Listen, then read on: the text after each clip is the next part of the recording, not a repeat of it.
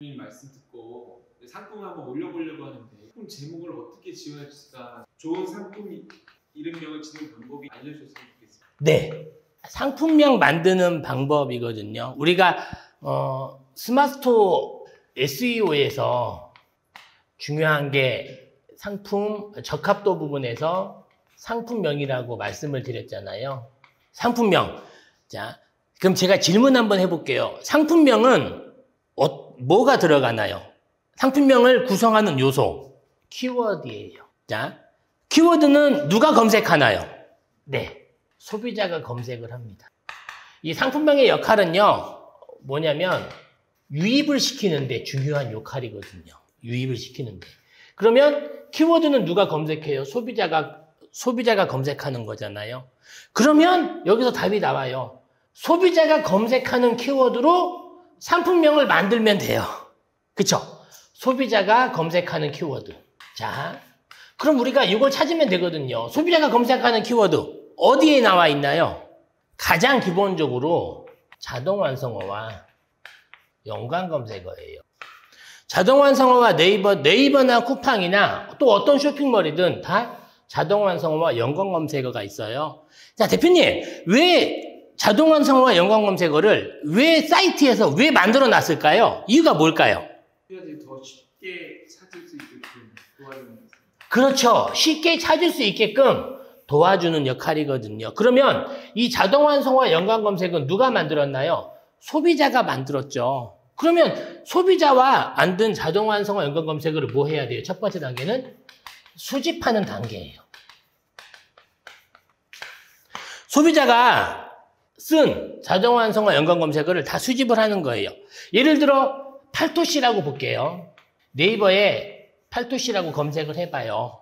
네이버 쇼핑에서 하셔야 돼요. 네이버 메인은요, 메인 화면에서는 아무래도 정보성이 같이 있기 때문에 실제 구매는 네이버 가격 비교에서 검색을 해보는 거예요. 그러면 자동완성어가 뜨고요, 밑에 연관검색어가 나와요. 자, 그리고 또 만약에 연관검 시원한 팔토시가 나왔다.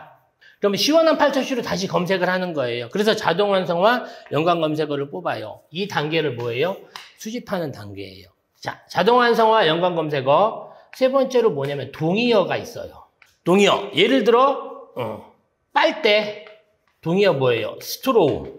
이 단계를 먼저 수집을 해요. 수집한 다음에 뭘 하냐? 선정을 해요. 내 상품과 결이 맞냐?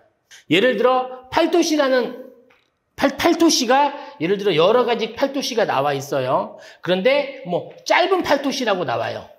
예를 들어 짧은 팔토시. 그런데 내 상품은 긴 팔토시예요. 뭐 30cm 넘어 긴 팔토시야. 그러면 그런 단어를 어떻게 해요? 빼는 거예요. 먼저 수집해서 키워드를 모은 다음에요. 키워드를 내 상품과 맞는 키워드를 선정해요.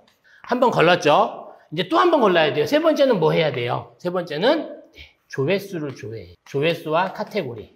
스마트스토어 상품명은요, 보통 최대 50자까지 들어가거든요. 근데 일반적으로 보통 30자 정도, 40자 정도에서 상품명을 만들어줘요. 상품명을 만들어주는데, 만약에 여기서 연관검색어가 자동완성에 많이 나왔어요. 선정하기 끝나서 예를 들어 단어가 10개가 나왔어. 10개 다 써주면 좋지만요. 10개 다 못 쓸 수도 있고요. 우리가 이 상품명을 이렇게 하는 목적이 뭐예요? 소비자가 검색할 때 내 상품을 노출하기 위해서 그렇잖아요. 그런데 예를 들어 검색이 다른 거는 막 1000번, 2000번인데 어떤 건 20, 30짜리 조회수가 있어요. 이런 거를 빼주는 거예요. 조회수. 그리고 카테고리와 맞지 않는, 즉 SEO에 맞지 않는 그런 키워드를 빼주는 그러한 단계예요. 요 수집하고요, 선정하고요, 그 다음에 조회수와 카테고리 보고 결정하는 거거든요. 요 세 가지 단계를 거쳐서 상품명을 만들고요. 상품명은 뭐 단어마다, 상품마다 다르긴 하지만 보통 우리가 두세 글자라고 봤을 때 7개에서 8단어 정도면 30글자 정도가 채워져요. 그래서 7개나 8단어 요거를 결정을 해서요, 우리가 상품명에 등록을 해줘요. 그런데 이 상품명에 등록을 할 때는 어떤 키워드를 보면요. 자, 우리가 뭘 했냐. 내가 어떤 키워드로 노출시킬 거냐, 노출 키워드를 내가 잡아야 돼요. 예를 들어 메인 키워드 8도시 같은 경우는요, 내가 노출이 안 될 수도 있어요. 그러면 세부 키워드로 노출이 되잖아요. 세부 키워드. 그럼 내가 어떤 세부 키워드로 노출을 시킬 거냐 잡아야 되고요. 보통 이 세부 키워드 노출시키는 거를 상품명 맨 앞단에 써줘요. 그 이유가 뭐냐면요. 물론 고객이 저는 뭐 여러 가지 앞에 써도 된다, 뒤에 써도 된다, 다 상관없다고 생각을 해요. 하지만 저는 맨 앞에 쓰라는 게 뭐냐면 고객이 검색했을 때 내가 검색한 키워드가 맨 앞에 나오면 아무래도 클릭률이 높아질 거잖아요. 그래서 이 세부 키워드를 내가 어떤 키워드로 노출을 시키냐, 노출시키냐는 조회수와 내 상품을 보고요. 결에 맞는 거를 내가 노출 키워드를 잡아서 노출 키워드를 맨 앞에 써주면서 상품명을 작성하는 방법이 가장 최우선이라고 생각을 합니다. 이 작업이 SEO에 어디에 들어가요? 적합도에 들어가요. 네이버는요, 물론 쿠팡도 마찬가지예요. 상품명이나 태그에 없으면 잘 노출시켜주질 않아요. 왜? 그렇게 입력한 상품이 많기 때문에 그렇거든요. 그러니까 우리가 네이버나 쿠팡에 SEO에 딱 맞을 거면 상품명 자체가 상품명이나 태그에 고객이 검색하는 키워드가 들어가 있어야 되는데요. 그 순서는 연관검색어와 자동원성어, 동의어를 수집을 하시고요. 그 다음에 내 상품과 결이 맞는다? 그런 걸 선정을 하시고요. 세 번째, 조회수나 카테고리를 보고 결정을 하시면 돼요. 여기서 중요한 부분이 있어요. 여기서 중요한 부분이 내 상품이 노출이 되려면 많은 분들이 의구심을 가지세요. 나는 지금 시작하고 있는데 내 상품이 노출이 과연 될까요? 라고 생각을 해요. 그런데 노출되는 방법이 뭐가 있냐면 세부 키워드에 있어요. 특히 시즌 상품 같은, 아까 8도시 같은 경우는 시즌 상품일 가능성이 높거든요. 여름에 8도시 많이 검색을 해요.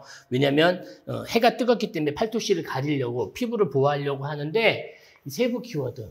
그런데 중요한 게 네이버의 로직 중에 최신성 로직이 있거든요. 네이버는 최근 등록한 상품을 우선 노출시켜줘요. 왜? 최신의 정보기 때문에. 아무래도 최근 등록한 상품이 조금 더 앞에 기존 다른 상품보다 뭔가 더 좋은, 소비자한테 더 좋은 혜택이 있지 않나 싶어서 최신성 로직을 해주거든요. 이게 관건이에요. 세부 키워드는요, 내가 지금을 등록했을 때 최신성 로직을 받고 세부 키워드를 등록을 하고 여기서 만약에 매출이 나온다고 그러면 이 상품은 롱런하는 상품이 돼요. 왜 그러냐? 네이버가 최신성 부여해서 높여주잖아요. 자, 최신성이라는 거는요, 최근 등록한 상품 우선 노출시켜주거든요. 네이버 로직 중에 인기도 로직이 있거든요.